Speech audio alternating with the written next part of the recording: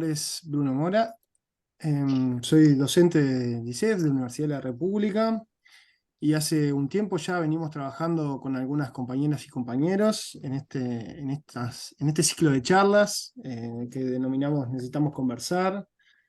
Em, la idea es abordar el amplio campo de los estudios y de lo que sucede en el campo del deporte sobre género y diversidad, particularmente en esta charla de hoy, del 29 de agosto, hablar sobre masculinidad y feminidad en el deporte.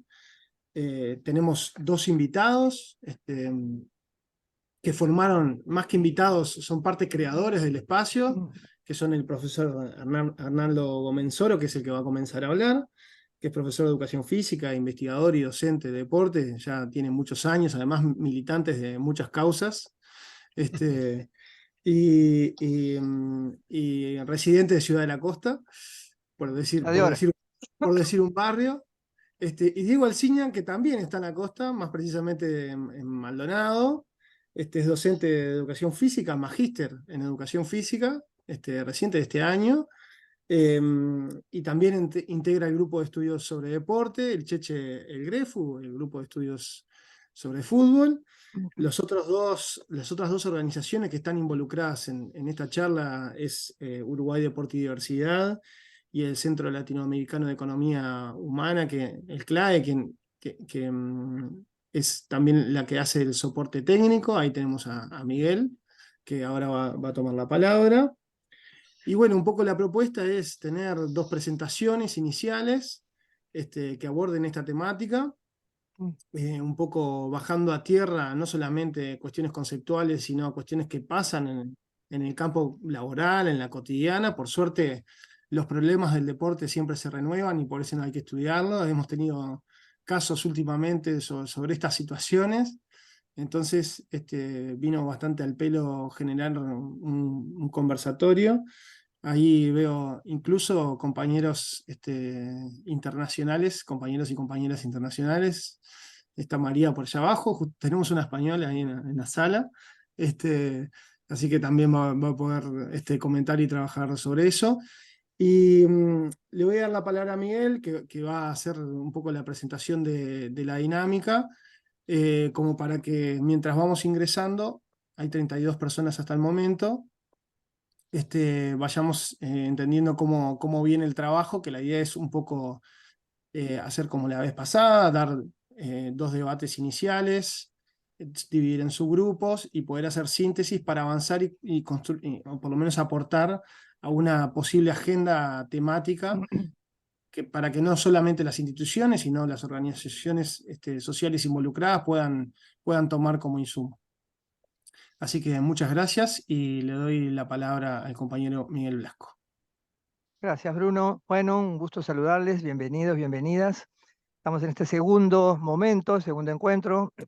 Acompaña también Mónica Gamentaler, Nemesia y Jos, que estuvieron en la primer parte, en el primer tramo, cuando abordamos el encuentro anterior. Me gustaría destacar, bueno, yo me llamo Miguel Blasco, coordino, dirijo el área de deporte en la Facultad de la Cultura de la Universidad CLAE. Nosotros trabajamos mucho en el ámbito de la gestión y la dirección del deporte, y en este sentido nos parecía súper interesante ser parte de este colectivo, que somos varios, como mencionaba Bruno, pero de un espacio muy plural y sin ningún logo que convoque una institución, sino somos un conjunto que estamos un poco en este proceso de generar un ámbito de encuentro, de reflexión, de diálogo, de intercambio, de miradas, de puntos de vista, de perspectivas, de fenómenos que nos interpelan. Basta no estar muy lejos de esos últimos días de lo que ha ocurrido en España con este caso Rubiales, y que no hace más que poner en evidencia una situación que es más que conocida, instalada, más oculta, no tan visible, de violencia sexista, de género, de exclusión, de inequidades. Pero bueno, está bueno que de alguna manera se generen instancias mucho más públicas, y estos asuntos generen la necesaria discusión, el análisis para poder abordarlos, ¿no? Entonces, bueno, de esto se trata. Por eso las presentaciones son más bien disparadoras, las dos que vamos a tener hoy. Vamos a ir a grupos, y lo que les invitamos a que se queden, que no nos quedemos con el formato tradicional de escuchar a los que nos hablan y nos vayamos. Ojalá se den un tiempo, porque la verdad, como pasó la vez pasada, lo más rico viene después, cuando tenemos la palabra todos y nos escuchamos y podamos traer al plenario algunas preguntas nuevas o algunas reflexiones o algunas sugerencias del pasado plenario, la pasada conversatorio quedó la propuesta de un encuentro presencial cara a cara y particularmente con jóvenes. Nos parecía súper interesante el protagonismo más juvenil en una instancia no virtual. Quedó planteado el desafío y esperamos poder retomarlo. Así que, sin más, agradeciéndoles muchísimo, damos la palabra a Arnaldo, al Cheche Gomenzoro, colega de tantos años, de tantas luchas, de tantas patriadas, docente, escritor, productor editorial de la revista Nexo, secretario nacional de Deportes, Comisión Nacional de Educación Física, bueno, una larguísima trayectoria que nos viene asesor en programas a nivel nacional. Bueno, la cuestión no es extendernos mucho, agradecer mucho y apreciar mucho su presencia, igual que la de Diego. Así que, Cheche, adelante. Bueno, si puedo, entonces voy a agradecer, primero que nada, voy a ver si puedo compartir pantalla. Mientras voy compartiendo pantalla, ahí va. Quiero agradecer la invitación que tuvimos del grupo de estudio del fútbol uruguayo desde la CLAE y del ISEF para participar en este conversatorio. Y entonces queríamos decirle que, bueno, que el grupo de estudio del fútbol uruguayo es una entidad integrante del Centro de Estudios Interdisciplinarios de la Facultad de Humanidades, y sus coordinadores académicos, la mayoría son o profesores o licenciados en historia. El único que escapa a eso soy yo, que soy profesor de educación física, y tanto de Masi como Luis Urbiaga, como Morales y el profesor Lamorido, bueno, se dedican fundamentalmente a la historia y a la historia del deporte, y por lo tanto lo que nosotros podríamos incorporar hoy, ofrecer y dar como nuestra visión, no va a tener la profundidad ni el conocimiento de las dos compañeras que tuvimos en la primera jornada, sino que va a ser eso, una puesta a punto de cómo se desarrolló el deporte de mujeres y de hombres en el Uruguay. Ustedes sí, sabrán que el deporte fue creado en su versión moderna por hombres para hombres. Los estudiantes, alumnos de los colegios aristocráticos de la Inglaterra victoriana, el siglo XIX, bueno, como práctica pedagógica para sobre todo contenerlos y disciplinarlos, se inventaron una serie de prácticas que después las siguieron los exalumnos, los old boys, y fueron creando cada uno de los deportes que después los ingleses la trajeron al Río de la Plata. También hubo otros deportes que con ese formato vinieron desde otros orígenes, por ejemplo la gimnasia alemana. Pero era para hombres, de hombres, y especialmente el mayor exponente de esa corriente, que fue Pierre de Coubertin, creador de los Juegos Olímpicos y su primer presidente del Comité Olímpico Internacional, era un férreo opositor a la práctica femenina del deporte. Él decía que las mujeres lo que podían hacer era embellecer con su presencia la actividad de los hombres, entregando los premios. Bueno, y eso acá en el Uruguay así trascendió. Yo le estoy mostrando ahora, a ver si sale, ahí va. Eso. La primera película que se hizo en el Uruguay, una documental de una carrera de bicicletas en el velódromo de Arroyo Seco por el cineasta Félix Oliver. Ese velódromo estaba atrás del Vilar de Bo, más o menos, y ahí vemos unas señoras o señoritas que van cruzando hacia la derecha donde está el podio para entregar los premios, y al fondo, apenas se ve porque la calidad no es muy buena, se ven los ciclistas que están llegando. Los ciclistas eran los deportistas y las señoras o señoritas entregaban los premios. Y eso fue un poco la matriz del deporte. Sin embargo, cuando nos pusimos a estudiar, nos encontramos de que esa matriz no era homogénea. Entonces vimos tres caminos para tres puntos de vista. Uno desde la organización institucional, las federaciones deportivas, cómo se fueron formando y cómo empezaron a hacer campeonatos o torneos los varones y cuándo las mujeres. Y después vamos a ver cómo intentaron las mujeres salir de esa discriminación y luego cuál fue el rol del Estado. Vamos a tener que hacerlo muy rápido porque el tiempo es muy poco. No vamos a dedicarnos a todos los deportes, es imposible, 64 deportes, 64 federaciones deportivas, cada cual con muchísimas disciplinas, son 150 y pico de disciplinas, por lo tanto vamos a usar 2 o 3 de cada espacio. Bueno, nosotros dividimos entonces a las federaciones entre aquellas bastante heterogéneas. Algunas empezaron juntas, el deporte hombres y mujeres. No hubo diferencia. Entonces, a ver cómo hago para subir esto. Ahí va. Ahí va, ahí va. En las federaciones. Simultáneamente vemos el patín. La práctica masculina y femenina fue tempranamente, en 1884, y el primer campeonato federativo masculino y femenino fue en 1917. Acá tenemos una aclaración. Como ustedes ven, dice Federación Deportiva Uruguaya. Federación Deportiva Uruguaya fue un ente dependiente de la Comisión Nacional de Educación Física, o sea, del Estado, que se creó en 1914 para crear federaciones donde no había y para unificar el trabajo, supervisarlo, superintendencia, decía la resolución, y en caso de que no se pudieran juntar los clubes para hacer las federaciones, se llaman unión de sociedades, sustituirlo y hacer ellos los torneos. Y en este caso, en 1917, fue la Federación Deportiva Uruguaya que hizo el primer torneo de patín en nuestro país.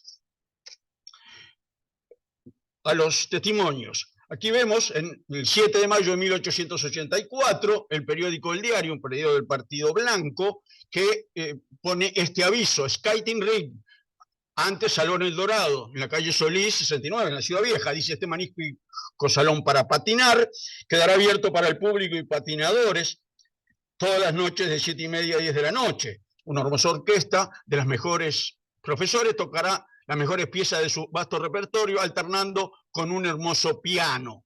Precio: entrada general para hombres, 20 centésimos. Para señoras y señoritas, gratis, y firma el empresario. O sea, que fue una actividad social, fundamentalmente, que se empezó a hacer simultáneamente.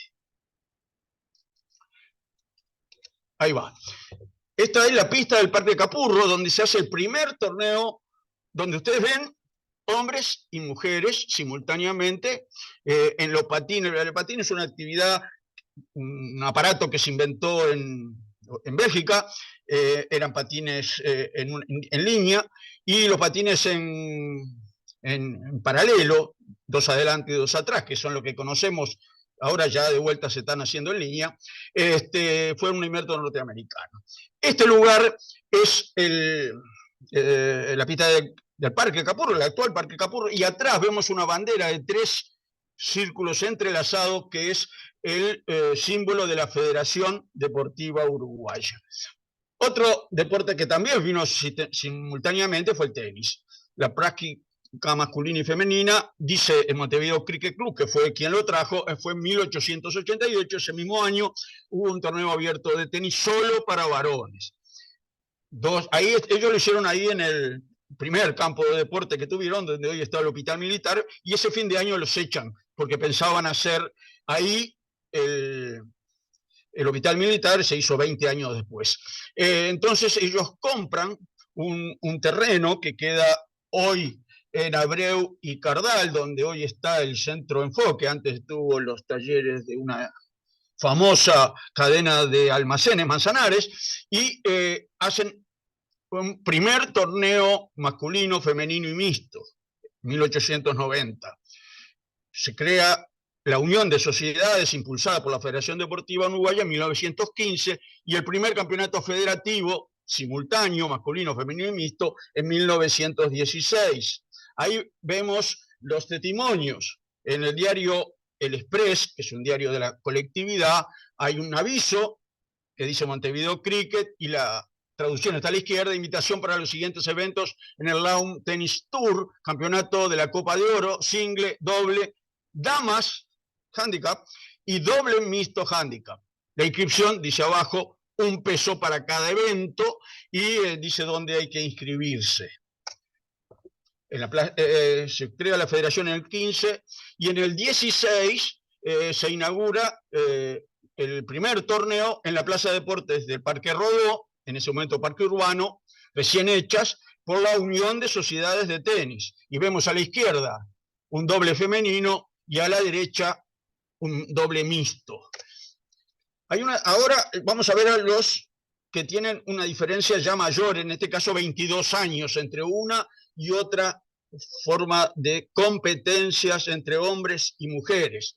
La placa masculina fue en el 79, la femenina en el 80, prácticamente simultáneamente. El primer torneo masculino también hecho por la Federación Deportiva Uruguaya, porque recién lo que hoy es la Federación Uruguaya de Natación se fundó en 1918, fue en 1915. 3 años antes. El primer torneo femenino fue en 1937 y la diferencia entonces es de 22 años. Veamos. También en el Express se hace este aviso. Gran establecimiento balneario, baños de agua salada, dulce, fríos y calientes, de natación, inmersión y duchas. Escuela de natación. Era un lugar en la calle Piedras y Juan Lindolfo Cuesta, donde hoy está Neptuno, que se entraba por Piedras, y está abajo se ve una foto de una de sus piscinas, porque tenía 2 piscinas, una para hombres y otra para mujeres, y se enseñaba en las dos a nadar. Seguimos viendo que ese campeonato de 1915 por la Federación Deportiva Uruguaya, en el Muelle Washington, entre Muelle Washington, que estaba donde hoy está la playa de contenedores, una chata que había instalado ahí la Comisión Nacional para enseñar a nadar y hacer saltos ornamentales, y la escollera Sarandí. Ahí se desarrollaron las pruebas en 1915, y aquí vemos todos los participantes, todos varones. Incluso algunos que están ahí abajo, como Juan Santangelo, lo vamos a ver después, con el emblema de Neptuno, porque era un club que ya se había fundado y era líder en el deporte de la natación. Sin embargo, cuando se crea el servicio de verano en 1923-24, se indica a los directores de esos servicios, los primeros fueron en Positos, acá vemos Positos contra Prubil y otro en Ramírez, que hay que enseñar a nadar, y se enseña a nadar a las damas, a los jóvenes. Vemos acá al profesor Gali enseñando a nadar, haciendo la brazada en seco, como es que se enseñaba en ese momento, ¿no?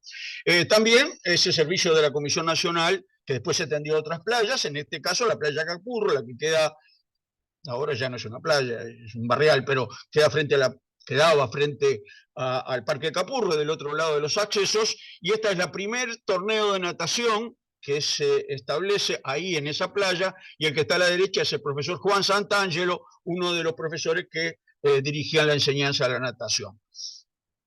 Sin embargo, la competencia para mujeres recién es en la piscina de Trubil, que se inauguró en 1934, y en el 37 se hizo el primer torneo femenino y ganó esta chica que está en el medio, que se llamaba, porque falleció hace muy poco, Rosa Pereceni, que fue campeona sudamericana en el 41 de Santiago y hija de un profesor que trabajó muchos años y enseñó a nadar en Paysandú, en la playa municipal de Paysandú. Elío Pérez fue el primer profesor, vuelto ya a Montevideo, del curso para preparación de profesores de educación física, primer profesor de natación, hoy ISEF. En atletismo también fue 23 años, más o menos esa misma diferencia. La práctica masculina fue en el Montevideo Cricket en 1880, el primer torneo federativo masculino también por la Federación Deportiva Uruguaya, 1916, 1918 recién se funda la Confederación. La práctica femenina fue en 1929 aproximadamente, porque eso no se puede establecer establemente, porque los profesores y las profesoras enseñaban en las plazas de deportes, y el primer torneo federativo femenino fue en 1939, organizado por la Confederación Atlética.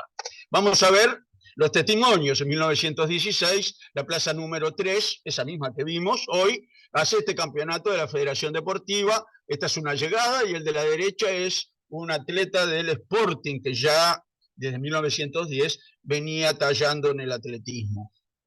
Esto es en la pista de atletismo, un evento que organizó la Fiesta de la Educación Física para escuelas y plazas de deportes y la Comisión Nacional, y aquí vemos una salida en la carrera de posiblemente 50 metros, porque está bastante adelantada en la recta de la pista de atletismo.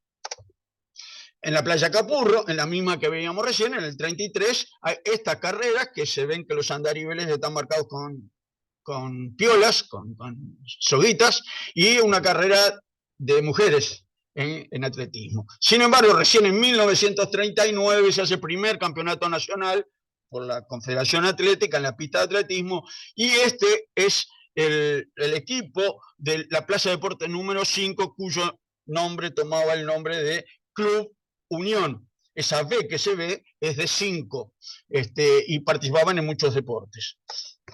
En voleibol también, la práctica masculina empieza en 1913, dado que en 1912 la trae Jeff Hopkins, cuando vino a establecer el primer gimnasio que tuvo la Asociación Cristiana de Jóvenes en la calle 33, el primer torneo masculino también de la federación, antes de crearse en 1915 la Federación, la Unión de Sociedades de Voleibol.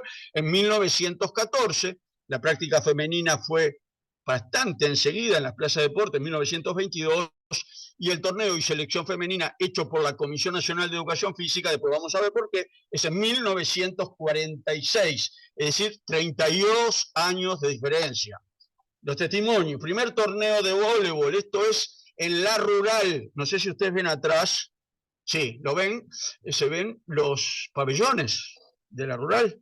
Bueno, y ahí está un campeonato que organizó la Federación Deportiva antes de la creación de la federación, la sociedad de la Unión de Sociedades de Voleibol. Este es un testimonio de que se enseñaba el profesor Sascastro en la Plaza de Deportes de Paso Molino. Estableció en ese año 2 días solo para mujeres, martes y jueves, el resto de los días iban los varones. Acá está enseñando voleibol, bueno, lo ven ahí, el arbolado que todavía tiene la Plaza de Deportes. Esta selección, que fue para un encuentro con la Sociedad de Gimnasia de Porto Alegre, acá esto es en el gimnasio de Bohemios, no estaba funcionando la federación, entonces la Comisión Nacional tuvo que hacer un torneo entre 2 o 3 equipos, Bohemios fue uno de ellos, donde seleccionó a este equipo que después además fue a Porto Alegre a competir en ese encuentro, en esa devolución. Bueno, y vemos que en otros hay una diferencia mucho mayor. La gimnasia, la práctica masculina en el ámbito del Avenir, la Sociedad de Gimnasia y Esgrima Avenir, es en 1893. Ellos tenían una sede ahí en la calle Arapey, que hoy es Julio Herrera y Oves, casi sobre 18 de julio, en la parte de abajo de la Sociedad de Socorros Mutuos Francesa. La federación y el campeonato federativo, también por la Federación Deportiva, fue en 1916. La práctica femenina fue recién en 1966, cuando hubo cambio de plan de estudio en el instituto y el profesor Giovanni empezó a dar gimnasia deportiva. No había ni aparatos, había que usar, por ejemplo, el plinto para los saltos, había aparato para hombres, pero y las barras paralelas se separaban y quedaban en asimétricas, lo que no tiene nada que ver con lo que es realmente, y se empezó a enseñar, y vino muy retrasado al campeonato federativo femenino, con una diferencia de 60 años, ya bastante importante. Después vamos a explicar cuáles algunas de las razones por las cuales eso se demoró tanto. Esta es una toma del Avenir, un gimnasta del Avenir saliendo de una barra fija. Esta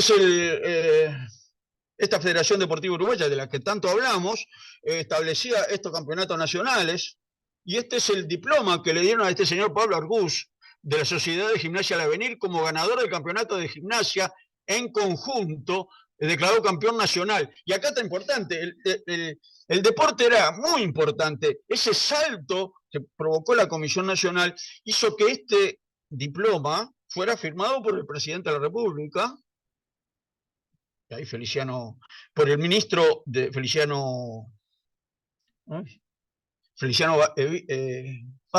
va a salir ahora, Feliciano Viera, ahí salió, el ministro de Instrucción Pública, la firma de la izquierda de nadie menos que de José Valle Ordóñez, que en ese momento era presidente de la Comisión Nacional de Educación Física, el doctor Gigliani, presidente, bueno, era muy importante el deporte y había una impronta estatista de empujar al deporte y crear esas federaciones.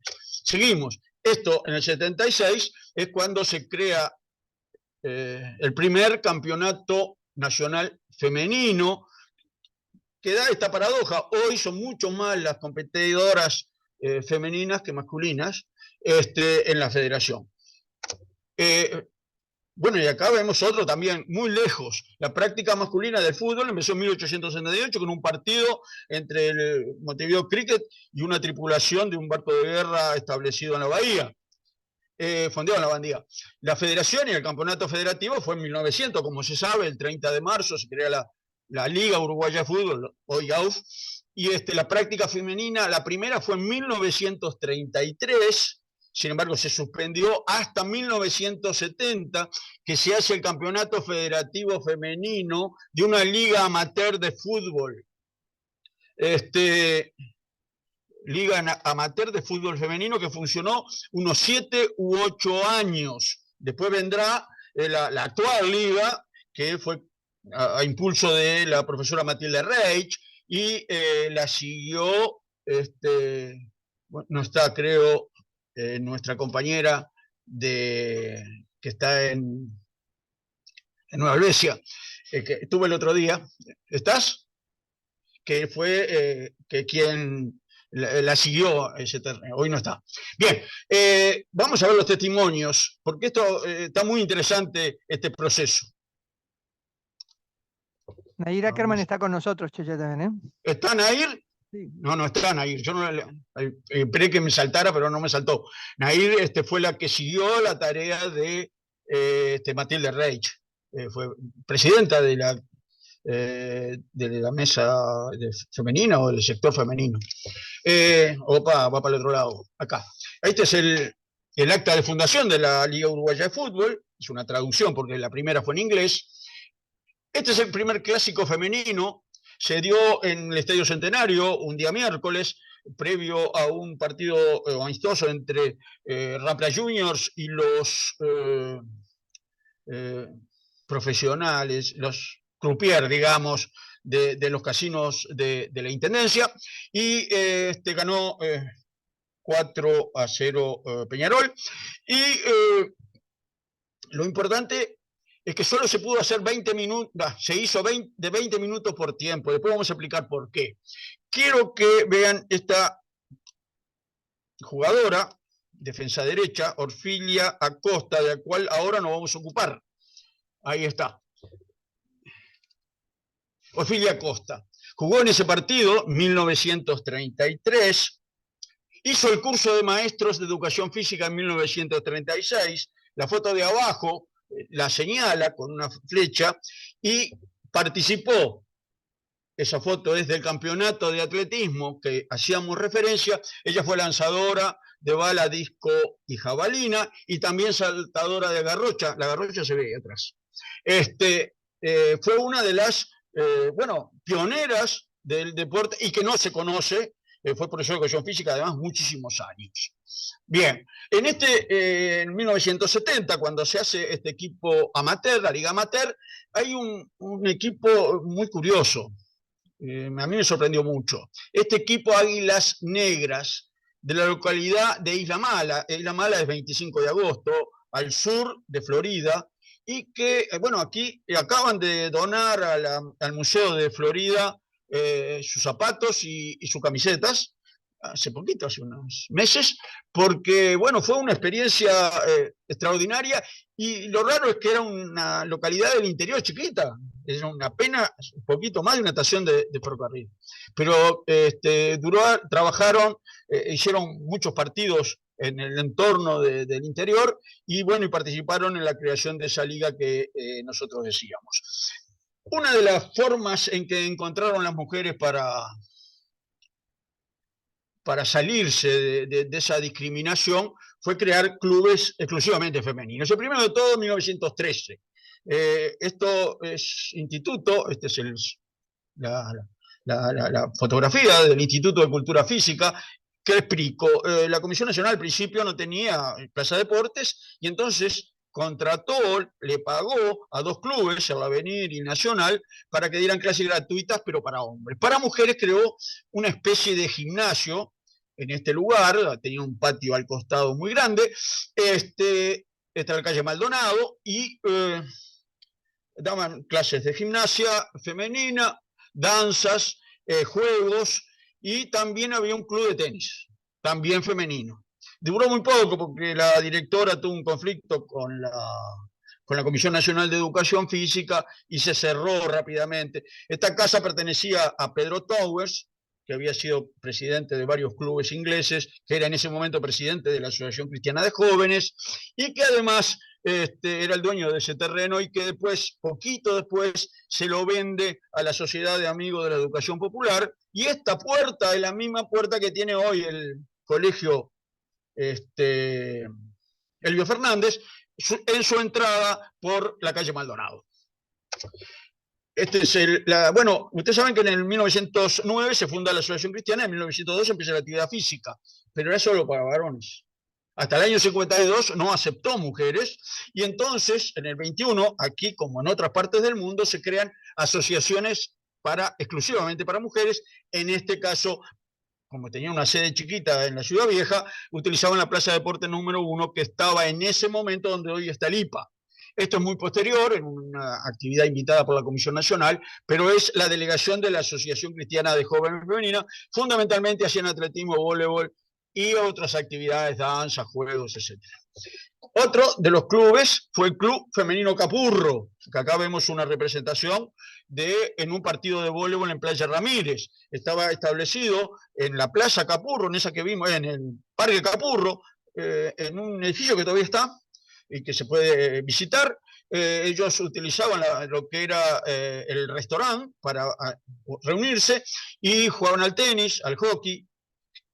Era gente, digamos, conectada a los colegios más importantes, más caros de Montevideo, vivían casi todos en el Prado, hacían también atletismo y jugaban al voleibol. Y aquí lo vemos, ¿verdad? Ese club tuvo por unos 10 años aproximadamente participando solo con mujeres en diferentes actividades. Rescato esto, el Instituto Crandon, Instituto Norteamericano, empezó con clases de gimnasia y básquetbol. Aquí vemos una toma de alumnas jugando al básquetbol, y dice eso, a cargo de una profesora especializada en métodos modernos, equipos completos, baños calientes, era muy importante el baño caliente, días de clase, martes y viernes, 18 a 19, honorarios, 3 pesos mensuales en la calle 8 de octubre, donde está ahora. Esta es una visión del costado de esa cancha que todavía está igualita, no ha cambiado nada. Otro último club es el Club Heradia. El Club Heradia funcionó en lo que es ahora el gimnasio del IABA, en aquel momento gimnasio universitario, después gimnasio 25 de agosto, y el nombre es muy particular, exalumna de la escuela argentina, y entonces el nombre es Escuela República Argentina, Deporte y Arte. Y bueno, y hacían esa actividad y participaban en ese tipo de encuentros, y hacían exhibiciones de gimnasia en muchas actividades de la Comisión Nacional de Educación Física, exhibiciones, Día de la Educación Física, festivales, etc. ¿Qué pasó con el Estado? ¡Buah! Como ustedes vieron, fue el gran promotor del deporte femenino en el Uruguay, a la Plaza Deportes, en las playas, en el gimnasio. O sea, fue realmente un impulsor fuerte del deporte femenino, pero por otro lado, como diría ¿cómo se llama, Miguel? El deporte y su freno, Carlos Real de Azúa, fue un gran una limitante de la participación femenina. Empezamos por 1933. Se estaba dando en ese momento un auge muy importante, a pesar de que era la dictadura, de la lucha femenina por los derechos de la mujer.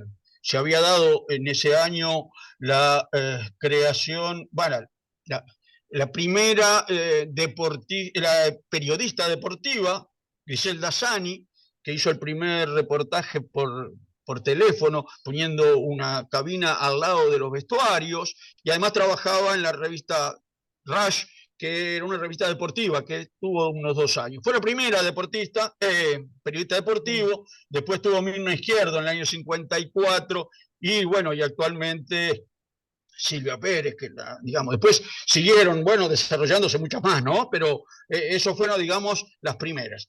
Pero también se estaba en ese momento, se había votado en un referéndum para ver de quién dependía el pueblo de Cerro Chato, y estaban discutiéndose en la convención constituyente, luego del golpe de terra para cambiar la constitución a presidencialista, un capítulo que había acordado los derechos de la mujer para votar, y eran en el 37 se concretó. Pero además se había fundado un partido independiente llamado Democrático Femenino, y se estaba desarrollando en Montevideo la conferencia americana, que era, o panamericana, que era en diferentes temas, venían expositores o representantes de todos los países, de Estados Unidos hasta la Argentina.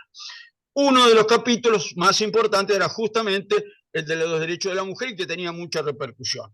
En ese marco sale ese partido, que fue en diciembre, y que, bueno, llevó a que Salud Pública publicara el día anterior al partido una nota, un comunicado firmado por el ministro Eduardo Blanco Acevedo, donde decía que era inconveniente el desarrollo del deporte fútbol para la mujer. Tanto es así que Peñarol y Nacional, las directivas, no apoyaron esa actividad y se suspendió a partir de ese momento. Pero además, lo voy a leer ahora porque no tiene desperdicio, qué pasó con la prensa. Y voy a dar un suelto que salió en el bien público. Dice lo siguiente: está anunciado un partido de fútbol femenino en el estadio. Es un nuevo invento nacional. No sabemos quién ha programado este espectáculo, que dice a las claras del poco respeto que se le tiene a la mujer. Ya nos imaginamos el espectáculo, mujeres olvidadas de su misión, guarangos aplaudiendo desde la tribuna, textual. En este país se ha silbado sin respeto en muchas oportunidades, hasta el mismo Caruso se le silbó. Pero es casi seguro que nadie tendrá una buena silba para las mujeres que se olvidan de ser mujeres y hacen un exhibicionismo que no representa más que una conspiración para la feminidad. Vergüenza debería darle a las mismas mujeres el ser aplaudido por hombres que les están festejando en la negación de lo que ha constituido su más noble grandeza. Sin comentarios. Yo voy a hacer ahora, bueno, posteriormente, en 1950, ese documento, ven que dice gimnástica femenina en el Uruguay. Bueno, esta fue una consulta que le hizo la Federación de Gimnasia a la Comisión Nacional de Educación Física en el año 1949, si era conveniente o no que se organizara el deporte femenino de la gimnasia. Y la Comisión Nacional de Educación Física se lo da al doctor Herrera y a los profesores Nelly Rey de Langade y Alberto Langade, que eran los profesores del Instituto de Mujeres y de Varones, gimnástica femenina y gimnástica masculina. Este documento dice que no es conveniente, por ahora, para aquellas mujeres que no habían dado a luz, y que nunca es conveniente para aquellas que sí habían dado a luz. Y que por ahora no se aconsejaba, lo mismo apoyó la señora Langlade y lo mismo a Langlade, y esto se presentó en el Congreso el tercer Congreso Panamericano de Educación Física que se desarrolló en Montevideo. Dos cositas anecdóticas, pero que, digamos, ilustran algunos aspectos del deporte. Yo estoy corrigiendo ahora un libro que va a salir cuando el centenario del Comité Olímpico Uruguayo en octubre cumple los 100 años, y entonces, bueno, me dieron se arriesgaron a que lo corrigiera. Y me encontré ahí con que la primera medalla, la única, olímpica, que se ganó por una uruguaya, no fue atleta ni deportista. Ustedes saben que hasta 1948, de 1912, había concursos de arte y literatura. Se hizo un concurso acá, se presentó una mujer con su esposo y fue enviado a Londres, donde eran los Juegos Olímpicos del 48, y ganó una medalla de bronce. ¿Quién era esa mujer? La vemos acá. Gran feminista, Clotilde Luisi, la hermana de Paulina Luisi. Paulina Luisi era socialista, ella era colorada, y junto a su esposo, Pepe Podestá, mandaron un libreto de una obra que se llamaba, si lo encuentro, se llamaba El Desafío, ahí va, El Desafío, y lo que vemos a la derecha acá, esta viñeta que hizo Julio Suárez, quizás el más grande caricaturista que tuvo nuestro país, tiene arriba, bueno, el dibujo de ambos, y arriba los aros olímpicos, porque destacando esa circunstancia. Clotilde era la primera, igual que su hermana fue la primera médica, ella fue la primera abogada mujer que tuvo el país, y en 1913 José María Ordóñez le confió la dirección del liceo femenino, lo que se querría hacer la universidad de mujeres, y antes que se aplicara en los liceos de todo el país, de 4 años y 2, ella impulsó las clases de educación física para niñas, primero con Jeff Hopkins y después con una profesora que trabajaba en la Plaza de Deportes número 1, María Esther Jardín. O sea que fue una avanzada realmente en el área, por eso su preocupación para presentar en los Juegos Olímpicos. Y esto es una anécdota personal, pero creo que es bueno hacerla. Vieron que yo dije a Nini, no sé si fijaron en la primera cosa. Cuando yo era niño, hace 70 años, yo vivía en Malvin y vivía frente a lo que es ahora el Liceo 31, en una cancha de fútbol de un equipo de grandes, después fue de baby fútbol, se llama Club Atlético Relámpago. Y vivíamos jugando todo el día al fútbol ahí, y con nosotros se acercaba y jugaba, y muy bien jugaba, una niña 2 años mayor que yo, más o menos, a que le decían Nini. Nini la elegían siempre antes que nosotros, los hermanos Guerrero, creo que elegían siempre mediante el sistema de pisada, pisada, pisada, el que pisaba elegía antes, los más veteranos se acuerdan, la elegían ella antes, a nosotros nos hacían mucha gracia, pero bueno, como jugaban muy bien, había que aguantarse. Nini tenía un problema, que era que iba al colegio de monjas, el colegio de Lourdes, que queda en Amazonas y Rivera, y que lo regenteaban unas mujeres, unas monjas italianas muy conservadoras. Y el tema de que Lili jugaba con nosotros, la machona, era chisme corrido en la feria de los viernes. Y entonces se enteraron las monjas y querían casarla. Entonces mandaban a una pareja de monjas con sus vestidos negros hasta el piso y la cofia y todo lo demás, y nosotros cuando veíamos que venía la monja le gritábamos Nini, Nini, la monja, y entonces salía corriendo y se escondía. Como jugaba muy bien, teníamos que esperar que se volviera, porque robado, como ustedes saben, no vale. Entonces teníamos que esperar. ¿Por qué? ¿Qué pasaba? Bueno, Nini tenía 4 pecados muy fuertes. El primero, jugar en la calle. El segundo, jugar al fútbol. El tercero, jugar con varones, ya era gravísimo. Y el cuarto, que ustedes no lo crean, era el peor de todos, usaba pantalones. Estaba absolutamente prohibido y usar pantalones en ese colegio. Ella usaba unos fargües anforizados que se daban vuelta para arriba. Y Nini, Nélida Mosquera, de mayor, se casa con un señor Alves y su hijo, Fernando Alves, fue golero de Sí. Defensor, de Peñarol y de la selección, y siempre la recuerda como la que lo impulsó. Ya falleció Nélida Mosquera, el que lo impulsó a eso, ¿no? A jugar al fútbol y bueno, a destacarse en eso.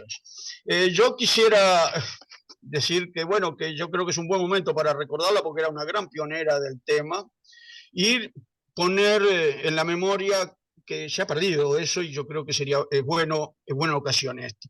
Yo acompaño lo que dice un sociólogo español, catalán, Jaume Carbonell, que dice así: la memoria, cuando se activa, contiene más semillas de futuro que restos del pasado. Muchas gracias. Perdone que si fue un Muchas poquito gracias, largo. Cheche. Muchas gracias, Cheche. Muchas gracias. La colgó en el ángulo el Cheche, un poquito largo, pero la dejó colgada en el ángulo. Qué linda historia, qué tan relevante. Podemos dejar de compartir ahí, Cheche, entonces la pantalla para pasar la palabra a Diego, pero muchísimas Estoy gracias. haciendo eso, Ahí va. ya Bueno, está. bienvenidos los que entraron recién, con mucho gusto. Y entonces nos vamos de la historia al presente, vamos a escuchar a Diego, que va a traer otra mirada, otra perspectiva. Así que bueno, ya lo presentó al inicio de alguna manera a Bruno. Diego, con muchísimo gusto te damos la palabra. Bienvenido y gracias. Bueno, muchas gracias, Miguel. Buenas tardes, buenas noches ya a todos y todas. Bueno, voy a compartir primero.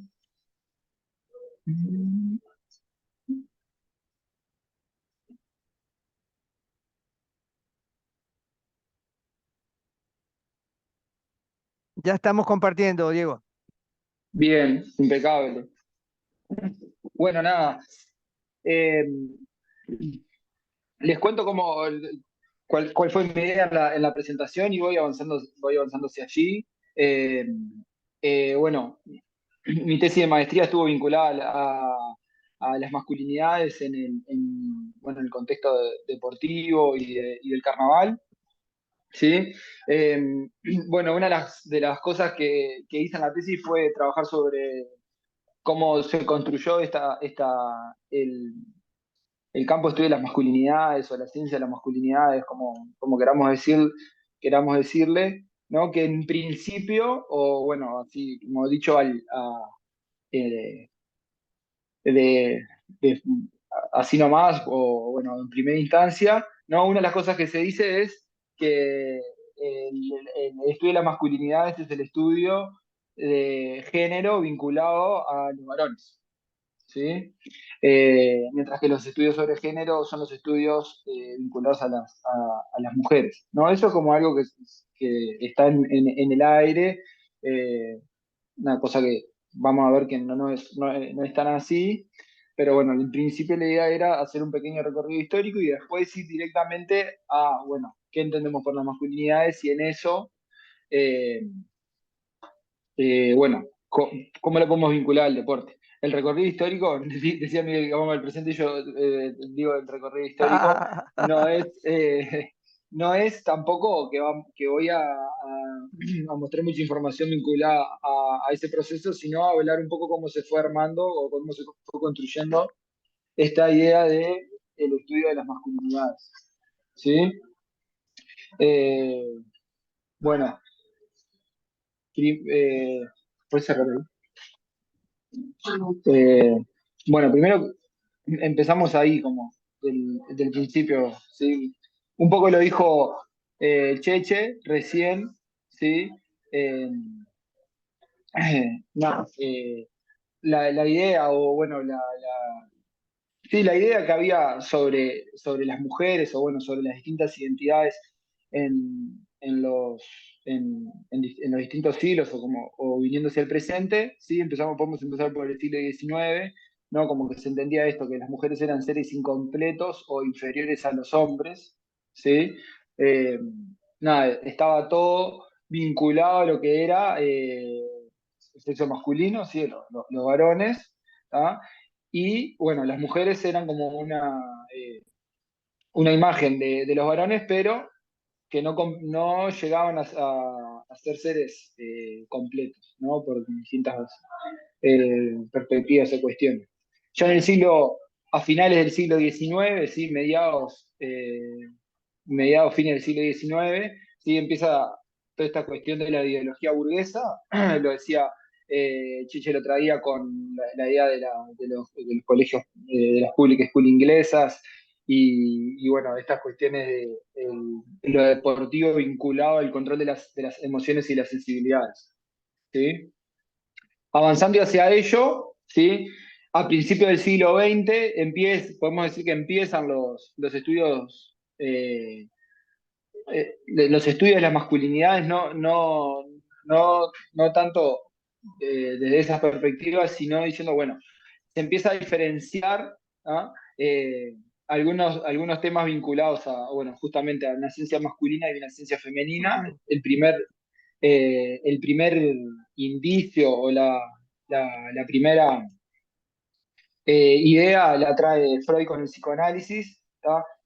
Todo esto, el conocimiento clínico, ¿sí? Todavía seguía como el discurso vinculado al género y a las masculinidades y a las feminidades, estaba vinculado a lo que era el campo clínico, o la medicina, ¿sí? Pero bueno, Freud con los estudios del psicoanálisis eh, pudo trabajar estas cuestiones vinculadas a las contradicciones internas, ¿no? Diciendo que, bueno, los seres humanos ¿no? y los varones particularmente pasan, ¿no? En su historia de vida, eh, por particularidades vinculadas a lo que se podría denominar como una esencia masculina y una esencia femenina, ¿no? Por eso se habla de estas contradicciones, ¿tá? Pero una de las cosas que aporta, como interesante, justamente es que eso, o sea, estas identidades, o esta esencia masculina, ¿sí? Se construye a partir de los vínculos sociales, o de las relaciones sociales, ¿no? Que eso era algo que no se entendía así antes, sino que era algo establecido como natural, ¿sí? Eh, como algo que es imposible cambiar, ¿no? Eso se sigue sosteniendo hacia adelante, ¿tá? Pero por lo menos se ingresan estas cuestiones vinculadas a lo que son los vínculos y las relaciones sociales en la construcción, ¿tá? De las identidades, ¿sí? Tanto las masculinas como las femeninas. Sí, ahí, bueno, quiénes son los primeros vínculos con los niños y con las niñas, cómo, bueno, después de la madre y el padre, de otras partes de la familia, después la escuela, ¿no? Los espacios deportivos, ¿no? Todo eso son espacios en donde niños y niñas se socializan y van adoptando eh, del- nada, cuestiones vinculadas al género, ¿no? Conductas, personalidades, características corporales, etc. ¿Sí? Bueno, esto va hacia finales del 40, ¿sí? El Cheche dijo, bueno, que era un momento, eh, o sea, que todos estos cambios no solo vienen desde lo académico o desde la teoría, sino también vienen vinculados, asociados a movimientos sociales, ¿no? El avance del feminismo. Acá también empiezan a aparecer otras identidades masculinas, ¿no? Como los hombres, los hombres gay, ¿sí? Empiezan a haber distintas reivindicaciones sociales, ¿sí? Y bueno, empiezan a aparecer otras ideas vinculadas a lo que era la idea de género, ¿tá? Aparece la idea de identidad de género, ¿tá? Pero todavía seguía como modelos esperados, ¿no? Eran modelos a los que se llegaban, niños o niñas llegaban a ese tipo de modelos, ¿tá? seguían como, estos modelos seguían siendo lo clínicamente correcto, más allá de que empezaron a haber discusiones y conflictos vinculados a qué es ser hombre y qué es ser mujer, ¿sí? Ahí Simón de Beauvoir introduce este concepto de que el género es una cuestión social y política, ¿no? Como que refuerza estas cuestiones vinculadas a las relaciones sociales, ¿no? Y ingresa el eje autoritario, ¿no? El eje del poder, ¿sí? Empiezan a definir a partir de cuestiones académicas o a partir de ejes teóricos, ¿sí? El eje autoritario de los varones, ¿sí? En las relaciones sociales, ¿sí?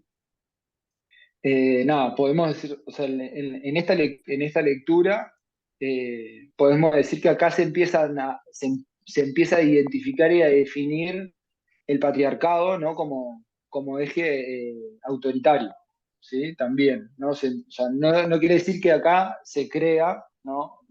Imagino, me parece a mí que es algo que existe hace mucho tiempo, ¿tá? Pero en este momento se empieza a definir como eje teórico y como eje autoritario, ¿sí? Se empiezan a definir las relaciones de poder. Después, sí, en la década del 50, ¿no? Surge la teoría de los roles sexuales, ¿sí? Dice ahí que surge en la década del 50 a partir de las discusiones en relación a las diferencias sexuales y a la emancipación de las mujeres, ¿no? Esta idea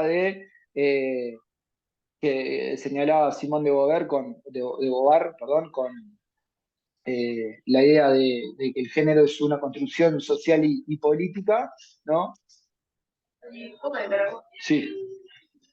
Sí, permite entender justamente bueno, que hay diferencias estructurales en estos vínculos, estas relaciones de poder o estas relaciones sociales que podemos identificar, ¿no? Hay diferencias a nivel de los salarios, del cuidado, de la posibilidad de la vida pública y de la vida privada, ¿sí? Y empiezan a haber dos perspectivas vinculadas a lo que sería el rol, a los roles sexuales, y uno más identificado con las situaciones o estos modelos, ¿sí? Que se siguen, ¿no? Se siguen sosteniendo, siguen permaneciendo, ¿tá? Y el otro, ¿no? Esta idea de masculino y femenino como productos de socialización, ¿tá? Más allá de que seguimos sosteniendo estas cuestiones vinculadas, ¿tá? A los modelos, ¿sí? Preestablecidos. ¿No? Estamos diciendo que, bueno, década del 50, el rol sexual se entiende como la elaboración cultural de las diferencias sexuales biológicas, ¿sí? Acá podemos identificar sexo, o sea, desde la biología, ¿no? El concepto del determinismo biológico, ¿sí? Los modelos o los roles sexuales se definen por las diferencias sexuales biológicas, ¿tá? Y bueno, y a partir de ahí se entiende estos modelos, ¿no? De lo masculino y lo femenino, ¿no? Esta idea de identidad de género, ¿tá? Pero muy vinculada todavía, ¿no? A diferencias biológicas, ¿no? A un determinismo biológico. Opa. Bien, y en los años 70, ¿sí? El feminismo y los grupos de liberación masculina señalaron el rol sexual masculino como opresor, ¿sí? Entonces acá, esto ya a fines de los 70, hay diversas movilizaciones, principalmente en Estados Unidos, ¿no? Que, bueno, se puede identificar bueno, el movimiento de liberación sexual, perdón, el movimiento de liberación gay, también el movimiento de liberación de negros, ¿sí? De mujeres negras también, ¿no? Empiezan a haber como distintos revuelos a nivel social, y una de las cosas es que se empieza a identificar el rol sexual masculino, ¿sí? La masculinidad, ¿tá? Como una identidad opresora, ¿no? Como que está en la pirámide, en la punta de las relaciones de opresión, ¿no? Y empiezan a aparecer, esto es otra cosa importante, ¿sí? Que son cosas que se empiezan a discutir, ¿no? Conceptos como la opresión, la subordinación, ¿tá? La dominación, ¿sí? La complicidad, ¿tá? Entonces, o sea, esto intenta traer o intenta decir, ¿no? Que el sistema de género justamente es un sistema, ¿no? Compuesto por diversas vectores, diversos personajes, participantes, distintas personas, ¿sí? Y no solamente el rol sexual masculino, o no solamente esta identidad masculina que está señalizada como opresora, que podemos decir o suponer que podemos identificar a una persona dentro de esas características, ¿sí? Por sí sola no pueden sostener ese sistema de relaciones, ¿tá? Sino que también deben aparecer otras personas en ese sistema de vínculos, en ese sistema de relaciones que también aprueben, ¿no? esas conductas, ¿sí? Y las piensen como naturales, ¿no? Como moralmente correctas, ¿no? Entonces a finales de los años 70 se empieza a pensar justamente esto de la ciencia de la masculinidad, donde se vinculan eh, disciplinas como la historia, la antropología, las ciencias sociales, y ahí podemos decir que, bueno, se empiezan a estudiar eh, todas las complejidades vinculadas a lo que sería la ciencia de las masculinidades o las masculinidades, ¿sí? ¿Sigo ahí? ¿Sigan? Nada. Bueno, no quiero ir muy rápido, pero fui hablando y fui avanzando bastante. Eh, bueno, a partir de esto decimos que la masculinidad, ¿no? Se define a partir de la historia de las instituciones. O sea, ¿esto qué quiere decir? Instituciones como la escuela, eh, el deporte, eh, el sistema de seguridad, el sistema de- de salud, ¿no? Todos ellos definen una identidad masculina particular, ¿sí? Que lo dice, o sea, lo podemos señalar en este concepto de lo que sería la masculinidad hegemónica, ¿tá? La hegemonía es un concepto que eh, siempre hay una lucha o una puja por llegar a parámetros hegemónicos o a parámetros ideales, ¿sí? Bueno, estas definiciones o pensar las masculinidades a partir de esta idea señala que justamente nada, hay determinados parámetros hegemónicos que definen, ¿sí? Las identidades masculinas, ¿sí? Eh, También dice que la masculinidad es una posición en las relaciones de género y además un compromiso con esa identidad. O sea, ¿qué quiere decir que haya un compromiso con esa identidad? Es algo que nosotros lo vamos construyendo a lo largo de nuestras vidas, desde el nacimiento, ¿tá? Además, muchas veces desde antes de nacer, ¿no? Con la elección del nombre, ¿tá? Vemos por todos lados esto la prueba, la prueba de identificación de sexo, la identificación de género, no sé cómo le dicen, que es bueno, con los colores, ¿no? Vinculando colores con distintas identidades, en este caso el celeste con los varones y el rosado con las mujeres, ¿sí? Después, bueno, con la elección del nombre, con la elección de los juguetes, ¿sí? Con la elección de las actividades extraescolares y bueno, también con cuestiones vinculadas al juego simbólico en niños y niñas, y bueno, que las instituciones educativas eligen censurar ciertas conductas y no otras. ¿Ah? Esto implica, bueno, efectos en el cuerpo, ¿sí? En la personalidad y en la cultura, ¿no? O sea, ¿qué quiere decir esto? Empezamos a construir cuerpos con determinadas particularidades, ¿no? Que responden a ciertos parámetros hegemónicos, como esto de siguiendo con la idea de la masculinidad hegemónica, ciertas formas eh, de actuar y de ser, ¿no? Tanto en la intimidad como eh, en los vínculos sociales, ¿sí? Y bueno, y se empiezan a tejer ciertos aspectos de la cultura, ¿sí? Y de los grupos, ¿no? Cómo se conforman los grupos, cómo se conforman las relaciones, quiénes tienen la posibilidad de realizar determinada actividad, quiénes tienen la posibilidad de realizar, ¿no? Distintas actividades, ¿sí? Bueno, en los distintos espacios de socialización. Y bueno, y después justamente esto de la desvalorización, castigo y violencia, ¿sí? O sea, ¿qué quiere decir esto? Que nosotros suponemos ciertas masculinidades hegemónicas o distintos parámetros hegemónicos, ¿no? Que si lo podemos vincular, o sea, si hablamos de una masculinidad hegemónica, hablamos, por ejemplo, de parámetros de virilidad, perdón, de fortaleza, de vigor, bueno, de racionalidad, de fuerza, ¿tá? De violencia, ¿sí? Y justamente todas las identidades que no completan esos rangos o esos parámetros hegemónicos, ¿sí? Se desvalorizan, ¿no? Pierden posición en estas relaciones de género, ¿tá? Y se las señala por no asumir el compromiso de ese tipo de masculinidad, ¿no? Bueno, castigo y violencia en el sentido de, bueno, vemos, o sea, escuchamos y vemos muchas situaciones de violencia hacia distintas identidades que no son las masculinas hegemónicas, tanto hacia mujeres, ¿tá? Como a otras identidades masculinas que no responden a estos parámetros hegemónicos, ¿sí? Pero también, por una parte, esa devolución y por otra parte, esta cuestión de decir, es muy difícil responder a todos los parámetros hegemónicos de una masculinidad, ¿sí?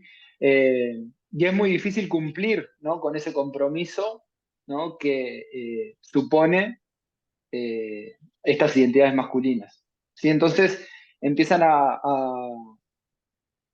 pasar esto de, bueno, tener que defender cierta posición, ¿sí? No mostrar o no expresar libremente conductas o una personalidad que no responde a la hegemonía, ¿sí? Y bueno, empiezan a haber nada, malestares, ¿no?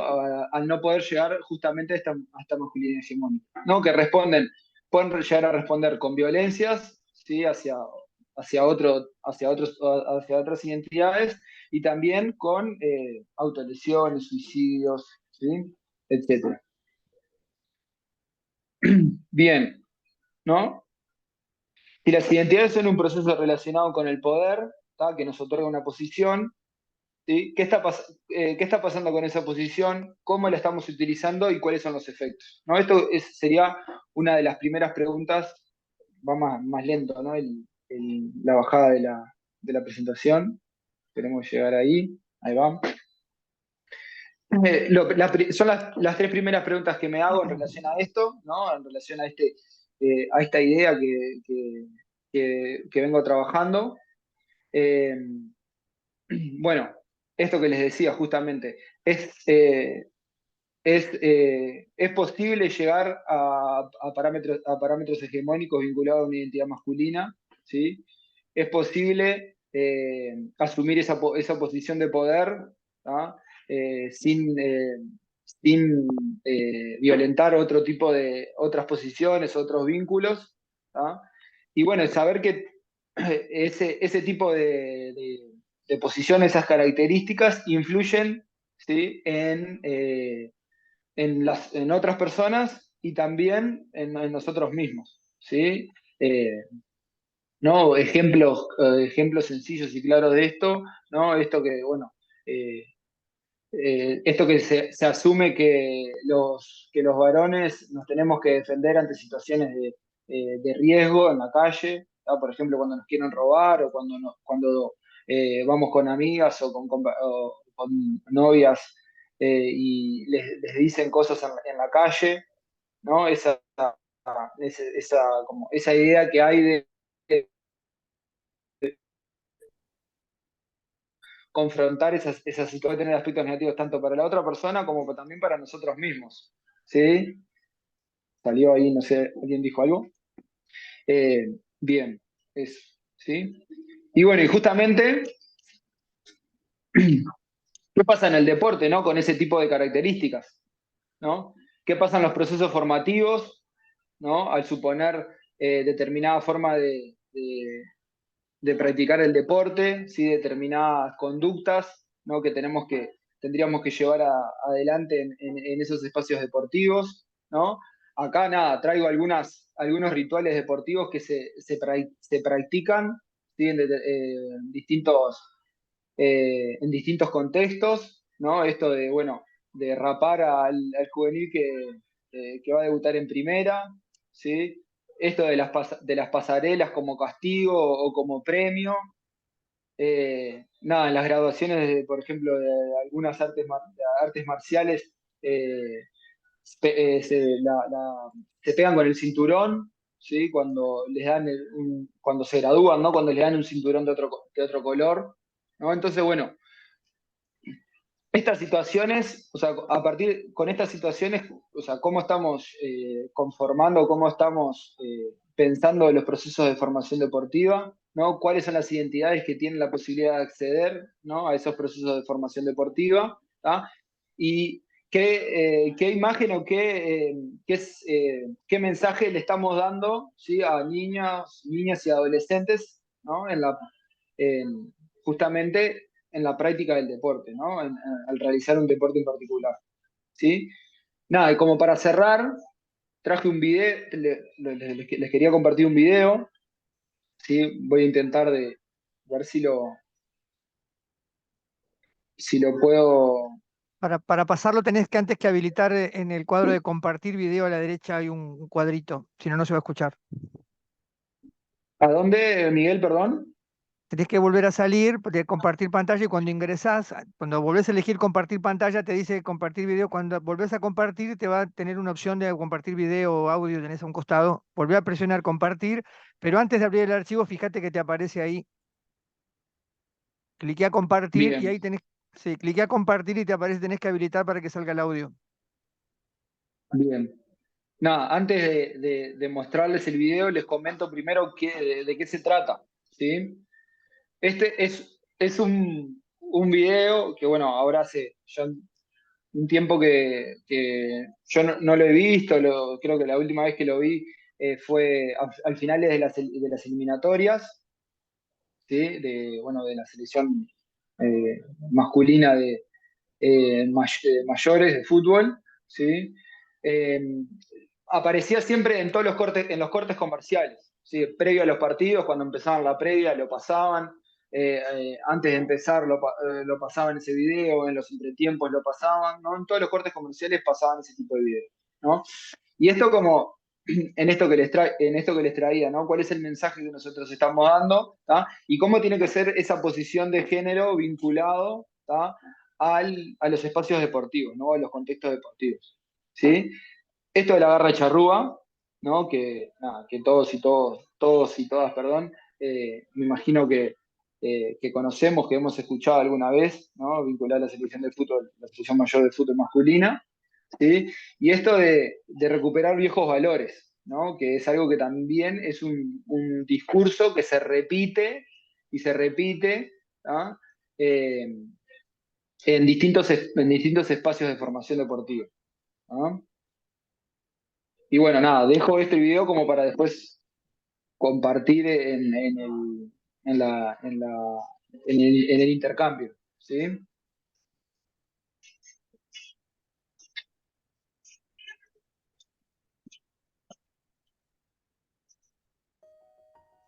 Mi padre me decía, cuando no se tiene precio, los valores no son números.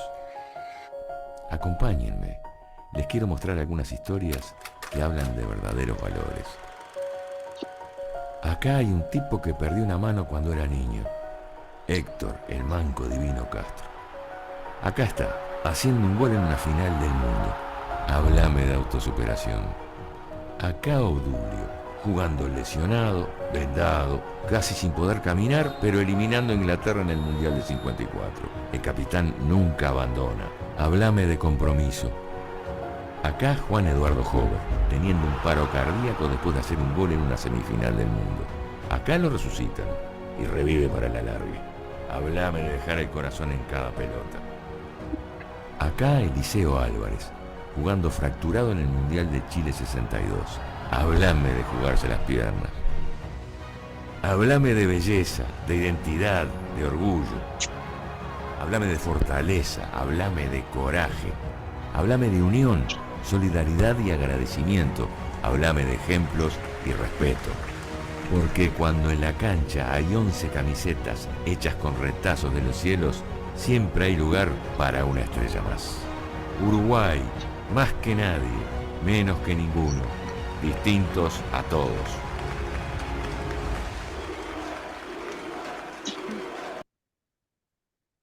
Buenísimo, Diego. Muchas Bueno, gracias. Muchas gracias, Diego. Muy buena gracias. presentación complementaria de la anterior. Muchas gracias. Bueno, como decíamos, les proponemos ahora conformar, ir a trabajar en grupos. Vamos a formar aleatoriamente grupos, como para poder estar allí un rato. Son 19:54, la idea es que estemos unos 20 minutos para intercambiar, para dialogar, para conversar de lo que ustedes quieran. Les pedimos que alguien tome nota, siempre por favor que nos manden alguna de las preguntas o lo que elijan a alguien y que nos los haga llegar a nosotros, porque eso es un importante aporte para seguir sistematizando esta reflexión colectiva. Así que, bueno, sin mucho más que esto, lo que vamos a hacer es esto, vamos a grupos, para grupos pequeños, a asignar automáticamente.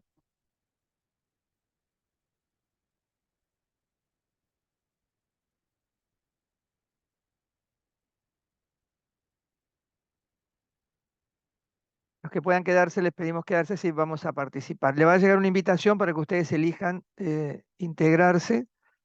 Em, los voy a cerrar para por el horario sepan que tienen 20 minutos, a los 20 volvemos. Tomen el tiempo, 20 minutos, a los 20 volvemos automáticamente acá. Reciben ahora la invitación.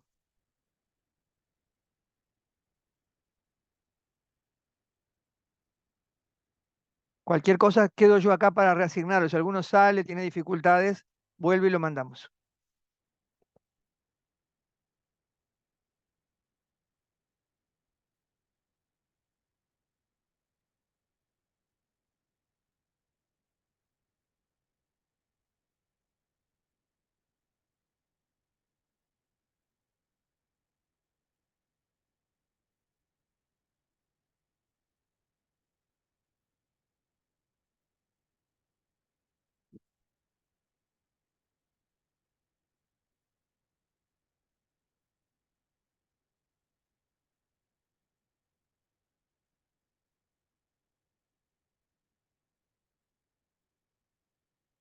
Rubén, Renzo, no sé si estaban escuchando, capaz que están con el micrófono o están lejos de la conexión ahí.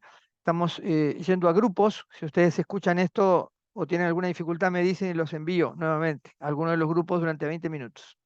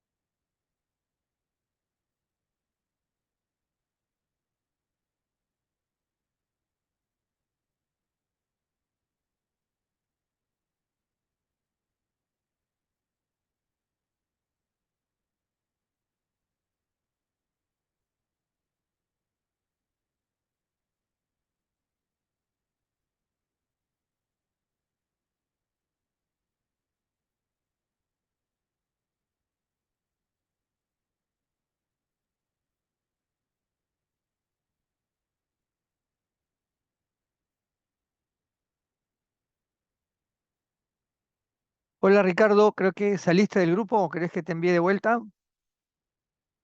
Hola, hola. Ricardo, ¿cómo estás? ¿En qué grupo Bien, bien. estabas?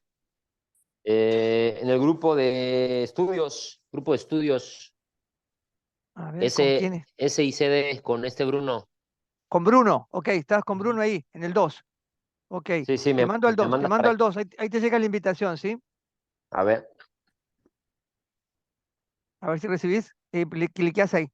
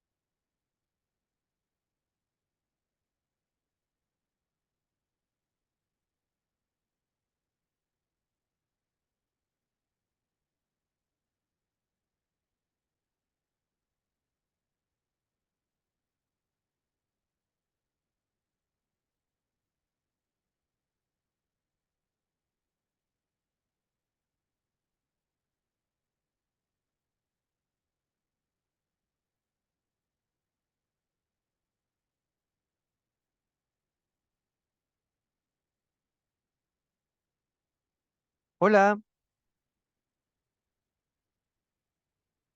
hola, ¿me escuchás? ¿Saliste del grupo? No sé si me estás escuchando, ¿querés que te envíe nuevamente?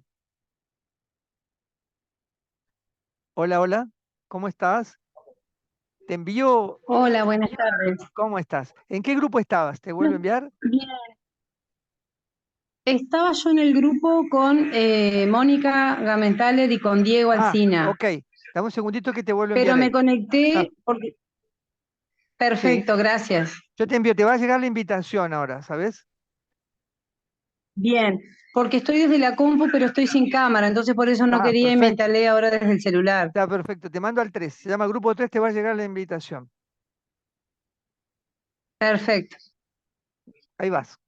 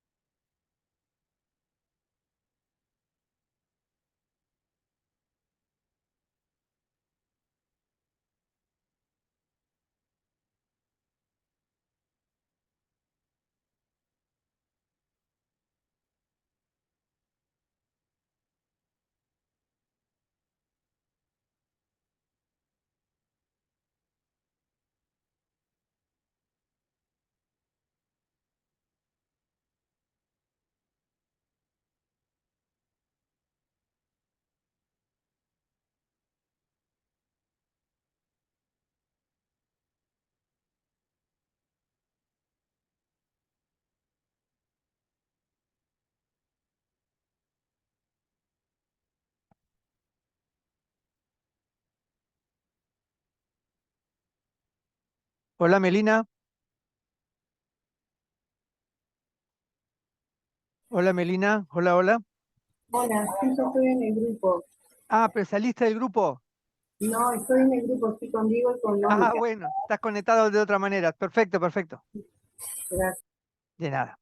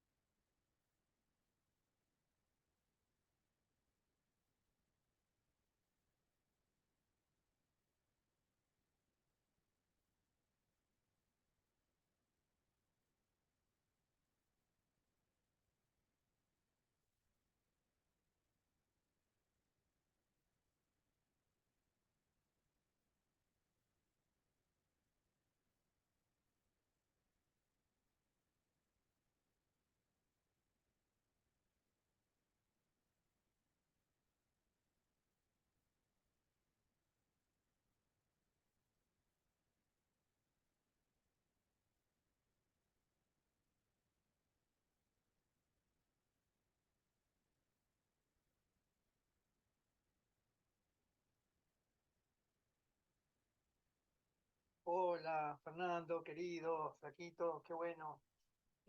Gracias por las fotos, qué lindas fotos, están preciosas. La verdad, estuve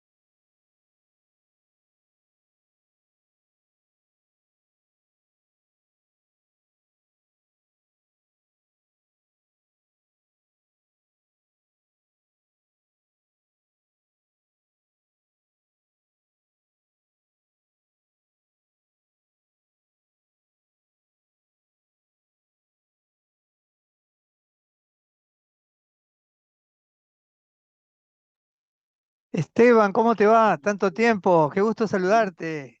Bien, de bien. Qué Ahí bueno. con nuevo look, digo, pero será Esteban, ahí te viene tanta gente. ¿Cómo estás? ¿Cómo Bien, de andás? bien. Bien, de bien. El ¿Bien? otro día me puse contento cuando llegó la invitación de la ceremonia de egreso. Sí, claro, se Un viene la grupo bueno. ceremonia. Se viene la ceremonia. ¿Qué tal, eh? Y va a estar tremendo. Va a estar bueno. Ya se movilizó todo el grupo, ya está todo como loco. Sí, totalmente. ¿Qué estás haciendo? ¿En qué andás? Bueno, en muchas cosas. Ahora estoy trabajando en ¿Ya? una empresa de tecnología. ¿En eh, dónde? en una empresa de tecnología, Abstracta se Ajá, llama. sí. Un proyecto de Upcom se llama, que es para inserción laboral de perfiles junior en tecnología. Como está más Bueno, del lado. es un palo tuyo, vos compartís esos palos, ¿no? Tenés como Eso. repartidos los tantos, ¿no? Impacto Sí, social, exactamente. sí, sí, sí. No es tan técnico. Y estaba acá con el básquet, estoy en la Liga de Colonia, sigo ahí, ahora como neutral de la liga, porque la Mm. directiva que estaba se fue. Y hace poco estuve en contacto con Leo Giuliani. Ah, sí, Que mirá. dije si me da una mano ahí, porque Bueno, él estaba sigue ahora cada vez más con básquetbol en Argentina también, ahora con el instituto seguro que que tienen estaba de metido formación en ahí. básquetbol. Claro.